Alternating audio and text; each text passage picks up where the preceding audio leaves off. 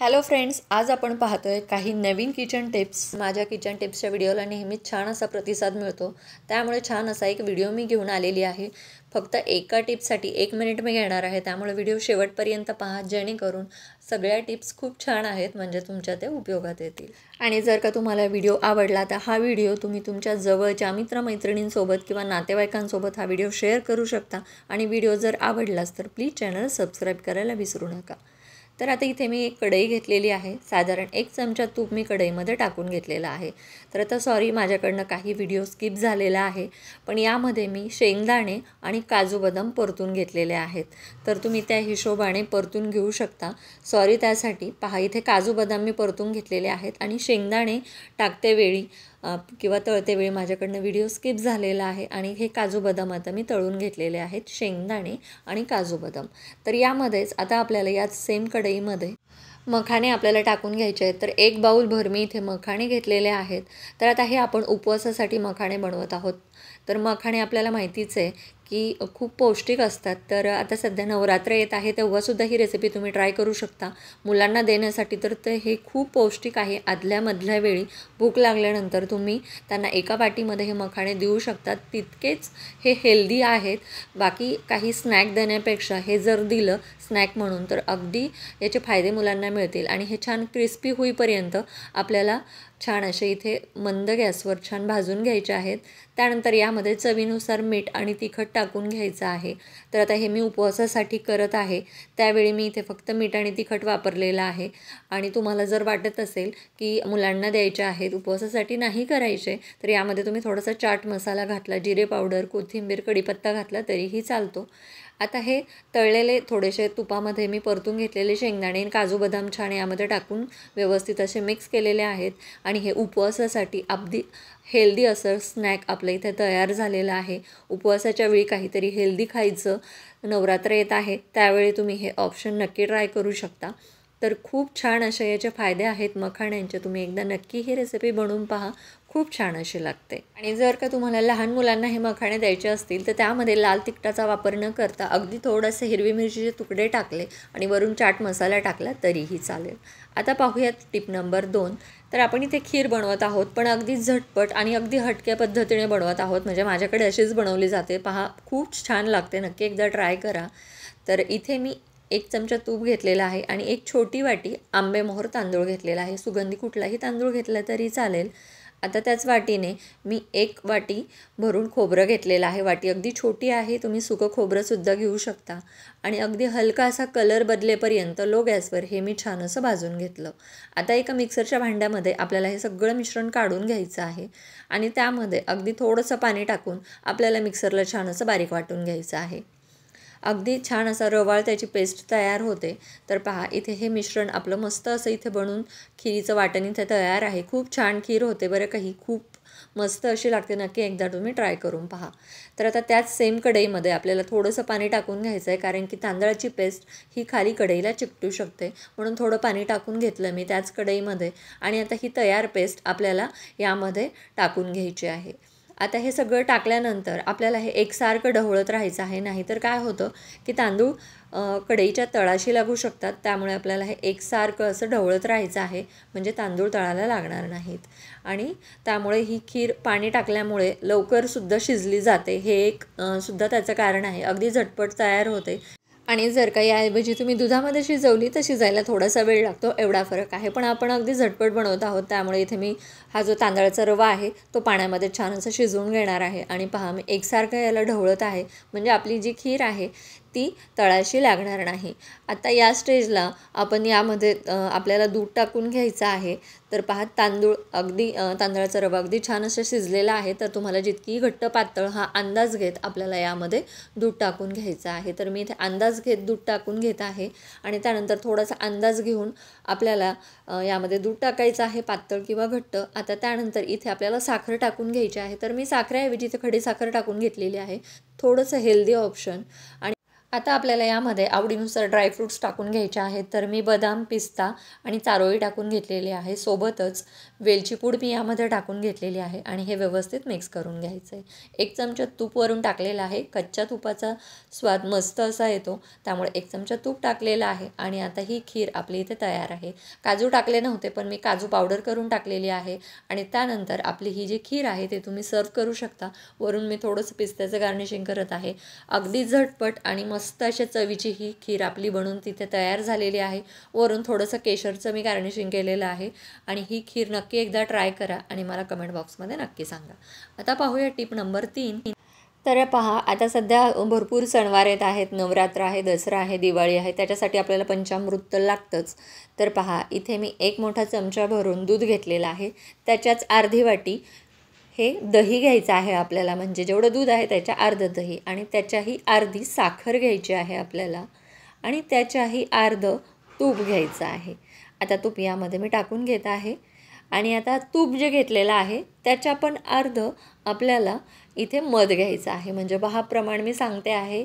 दूध घेतलेलं आहे, त्याच्या निम्म मी दही घेतलेलं आहे, त्याच्या निम्मी साखर घेतलेली आहे आणि त्याच्या निम्म मी तूप घेतलेलं आहे आणि तुपाच्या निम्म मी दूध घेतलेलं आहे. तर असं हे प्रमाण पंचामृताचं असतं. सारखं प्रमाण कधीही घेऊ नये आणि अशा प्रकारे जर तुम्ही पंचामृत बनवलं तर ते प्रसादासाठी किंवा अभिषेकासाठी उपयोगात येतं. तर पंचामृताचं जे हे प्रमाण आहे ते अशा प्रकारे असतं जे मी तुम्हाला सांगितलं आहे. आणि सगळ्यात शेवटी यामध्ये तुळशीचं पान आपल्याला किंवा मंजुळा ठेवून घ्यायची आहे, म्हणजे आपलं पंचामृत हे पूर्ण होतं. तर अशा प्रकारे आपलं जे पंचामृत आहे ते इथे बनून तयार होतं. आणि खास करून हे जर तुम्हाला देवाला नैवेद्य दाखवायचं असेल तर अशा मातीच्या भांड्यात तुम्ही करू शकता किंवा नैवेद्याला ठेवू शकता. तर आता पाहतोय आपण पुढची टीप. तर पहा, इथे मी कांदे घेतलेले आहेत, म्हणजे टीप नंबर 4. तर कांदा आपल्याला मध्ये चिरून घ्यायचा आहे. अशा प्रकारे अगदी मधल्या साईडने 2 भाग केलेले आहेत आणि कांदे अशा प्रकारे घेतलेले आहेत. आणि आता हे कांदे एका कुंडीमध्ये मी लावून घेणार आहे. सोबतच काही लसणाच्या पाकळ्यासुद्धा घेतलेल्या आहेत, ज्याची सालं तशीच आहेत. तर अगदी घरगुती पद्धतीने आपल्याला लसूण कसा उगवायचा किंवा त्याच्या पातीची चटणी कशी करायची किंवा ती जर तुम्हाला चटणी करायची असेल तर अगदी घरगुती पद्धतीने, कारण की पात्र आपल्याला काही मिळत नाही, तर लसूण आणि कांदा इथे मी लावून घेतलेला आहे. कांद्यात पहा अशा प्रकारे मी लावून घेतलेला आहे, तुम्ही पाहू शकाल व्हिडिओमध्ये. तर अशा प्रकारे छान व्यवस्थित आपल्याला या मातीमध्ये तो कवर करून घ्यायचा आहे आणि वरून थोडंसं पाणी आपल्याला इथे सोडून घ्यायचं आहे. आणि त्यानंतर हे जे 4 ते 5च दिवसात साधारण हे छान असे याला कोंब दिसायला लागतात. तर हा जास्त उशिरा मी केलेला आहे, कारण की साधारण 5 ते 6 दिवसात हे याला छान अशी पात आली होती कांद्यांना आणि लसूण थोडंसं उशिरा उगतो, त्यामुळे त्याचे छान असे कोंब दिसत आहेत. तर मी तुम्हाला दाखवते की अजून ते किती छान असे मोठे झालेले आहेत. तर पहा, इथे एक लसूण मी लावून घेतला होता, त्याची पात छान अशी मोठी झालेली आहे आणि मोठं झाल्यानंतरसुद्धा मी हा व्हिडिओ काढलेला आहे, तो सुद्धा मी तुम्हाला दाखवते. तर अशाच प्रकारे पालक मी लावून घेतलेला आहे. मी बाकी काही व्हिडिओमध्ये तुमच्याशी शेअरसुद्धा केलेला आहे की पालक कसा लावायचा आहे. आणि आता मी तुम्हाला थोडंसं मोठं झाल्यानंतर इथे दाखवते. तर पहा, ही कांद्याची पात किती मोठी झालेली आहे आणि लसूण सुद्धा छान इथे उगवून आलेला आहे. लसणाला छान अशी पात आलेली आहे. तर अगदी घरगुती पद्धतीने लसणाच्या पातीची चटणी तुम्हाला करायची असेल तर अशा प्रकारे लसूण तुम्ही लावू शकता. तर इथे मी एक मिक्सरचं भांडं घेतलेलं आहे. आपण बनवतो आहे सीताफळाचा मिल्कशेक. तर सीताफळ मी छान असा याचा पल्प काढून घेतलेला आहे. आता जेवढाही तुम्हाला बनवायचा आहे शेक त्या अंदाजाने तुम्ही त्याचा पल्प घेऊ शकता. मी 1 ग्लास बनवत आहे, तर साधारण 3 ते 4 चमचे तुम्हाला पल्प घ्यायचा आहे. त्यामध्ये अर्धा ग्लास दूध टाकायचं आहे. चवीनुसार साखर किंवा वेलची पूडसुद्धा टाकू शकता तुमच्या अंदाजाने. ड्रायफ्रूट्ससुद्धा टाकू शकता तुम्ही यामध्ये. आता हे छान असं आपल्याला ग्राइंड करून घ्यायचं आहे मिक्सरला. छान असं त्याची खूप जास्त वेळ आपल्याला ते फिरवायचं आहे, म्हणजे ते छान असं व्यवस्थित असं एकजीव होतं. तर मी थंड दूध घेतलं होतं. हवं तर तुम्ही बर्फसुद्धा यामध्ये टाकू शकता, आईस क्यूब आपण ज्याला म्हणतो. आणि त्यानंतर तुमचा हा जो ज्यूस किंवा मिल्कशेक आहे, सीताफळ मिल्कशेक, हा इथे तयार झालेला आहे. चवीला खूप छान लागतो. नक्की एकदा ट्राय करून पहा. वर तुम्ही छान असं ड्रायफ्रूट्सने गार्निशिंग करू शकता. आता पाहूया आपण पुढची टीप नंबर 6. तर बिस्किटं सादळण्याच्या तक्रारी प्रत्येकाच्या असतात. तर मी पाठीमागे बऱ्याच व्हिडिओमध्ये बिस्किटांना सादळू नये म्हणून बऱ्याचशा टीप शेअर केलेल्या आहेत. त्यातली एक आहे की बिस्किटाच्या डब्यामध्ये आपल्याला एक टिश्यू पेपर ठेवायचा आहे. 1 किंवा 2, मोठा असेल तर 2 टिश्यू पेपर ठेवा, त्यामुळे तुमची बिस्किटं सादळणार नाहीत. आता पाहूया टिप नंबर 7. तर बऱ्याचशा भाज्या ज्या आपण खूप साध्या करतो, खूप जास्त मसाले नको असतील, तर ही भाजी नक्की ट्राय करा. त्यासाठी लोखंडाचा तवा घ्यायचा आहे. त्यामध्ये 1 चमचा मी तेल टाकलेलं आहे. जिरं, मोहरी, मीठ, हळद आणि तिखट टाकून घ्यायचं आहे. बस एवढेच मसाले आपल्याला वापरायचे आहेत. आणि यामध्ये आपल्याला भेंडी टाकून घ्यायची आहे आणि छान ही भेंडी अगदी झटपट तयार होते आणि अगदी कमी मसाल्यांमध्ये ही भेंडी अप्रतिम लागते. पण यासाठी तुम्हाला लोखंडाचा तवा घ्यावा लागेल, कारण की लोखंडाच्या तव्यामध्ये ही भाजी अतिशय छान अशी होते. मुलांच्या डब्यासाठी अगदी झटपट होणारा पर्याय आहे आणि मुलांना आवडते सुद्धा खूप ही भाजी. त्यामुळे ही भाजी तुम्ही डब्यासाठी अगदी झटपट बनवू शकता आणि कमी मसाल्यांमध्ये ही बनवून तयार होते आणि तितकीच चवदारसुद्धा होते. खूप छान लागतं. याच्यामध्ये आपण कांदा लसूण काहीही वापरलेला नाही आहे. तर पहा, थोडा वेळ झाकण ठेवायचं आहे, त्यानंतर झाकण ठेवायचं नाही, म्हणजे ही भेंडी चिकट होत नाही. सुरुवातीलाच थोडा वेळ ठेवायचं आणि मस्त अशी आपली भाजी इथे बनून तयार होते. आता पाहतोय आपण टिप नंबर 8. तर पहा, जेव्हाही आपण भरडा बनवतो किंवा लापशी बनवतो, त्यावेळी आपल्याला जो भरडा आहे तो अति भाजला गेल्यामुळे काय होतं की ती लापशी व्यवस्थित शिजली जात नाही किंवा लवकर शिजली जात नाही आणि त्यामुळे त्याची टेस्टसुद्धा बिघडते. तर जेव्हा आपण त्यामध्ये तूप टाकून छान असं भाजतो, त्यावेळी फक्त आपल्याला 5 ते 6 मिनिट ही लापशी भाजून घ्यायची आहे. याच्यापेक्षा जास्त भाजायची नाही आहे. त्यामुळे काय होतं, लापशी छान शिजली जाते आणि चवीलासुद्धा छान होते. तर हे टेक्स्चर यायला पाहिजे लापशी शिजते वेळी, त्यामुळे तुमची लापशी जी बनून तयार होते ती खूप छान अशी होते. आता पाहूया टिप नंबर 9. तर पहा, इथे आता एक मी बाऊल घेतलेला आहे. त्यामध्ये आपल्याला हे उकडलेले काळे हरभरे मी टाकून घेतलेले आहेत आणि यामध्ये कांदा आणि टोमॅटो टाकून घेतलेला आहे. अर्धा कांदा आणि अर्धा टोमॅटो किंवा अर्धा टोमॅटोपेक्षा थोडासा कमी आहे. तर यामध्ये मी किसलेलं गाजर टाकून घेतलेलं आहे. जर तुमच्या आवडीच्या कुठल्याही भाज्या असतील तर त्यामध्ये तुम्ही टाकू शकता.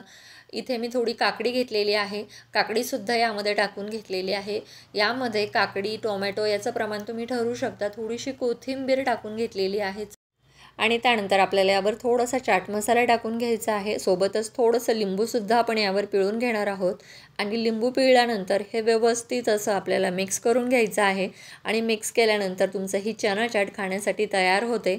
अगदी प्रोटीन रिच आहे ही चना चाट आणि आता ही खाण्यासाठी तयार झालेली आहे. तर आजचा व्हिडिओ तुम्हाला कसा वाटला मला कमेंट बॉक्समध्ये नक्की सांगा आणि चॅनलवर जर का नवीन असाल तर प्लीज चॅनलला सबस्क्राईब करायला विसरू नका आणि हा व्हिडिओ तुमच्या जवळच्या नातेवाईकांसोबत, मित्रमैत्रिणींसोबत शेअर करा. पुन्हा भेटणार आहोत अशा छान अशा व्हिडिओसोबत, पण त्यासाठी तुम्हाला चॅनलला सबस्क्राईब करावं लागेल. तर पुन्हा भेटूया एका नव्या व्हिडिओसोबत. तोपर्यंत खूप खूप धन्यवाद.